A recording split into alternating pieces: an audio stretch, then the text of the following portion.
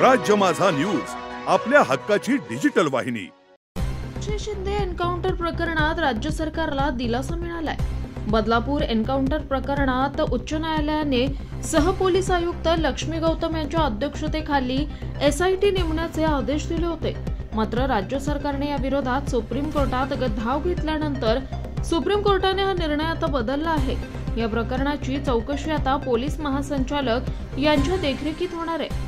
Police महासंचालक SIT स्थापन करतील। यामध्ये अधिकाऱ्यांची निवड सुद्धा पोलीस महासंचालकांकडून करण्यात येईल असा निर्णय सर्वोच्च न्यायालयाने दिलाय। तर तक्रारदार मॅजिस्ट्रेट किंवा सत्र न्यायालयात दाद मागू शकतात असंही यावेळी न्यायालयाकडून स्पष्ट करण्यात आलंय। यासोबतच अक्षय शिंदे एन्काउंटर प्रकरणात नव्याने गुन्हा दाखल करण्याची गरज नाही। महासंचालकांच्या देखरेखीखाली नवीन समिती काम करेल। सोबतच अक्षय शिंदे यांच्या कुटुंबियांनी याचिका मागे घेतली असल्यानं त्यांना देखील नोटीस देण्याची आवश्यकता नसल्याचं सर्वोच्च न्यायालयानं म्हटलंय। राज्य सरकारने उच्च न्यायालय विरोधात दाखल केलेल्या याचिकेवर ॲडव्होकेट तुषार मेहता यांनी राज्य सरकारची बाजू मांडली।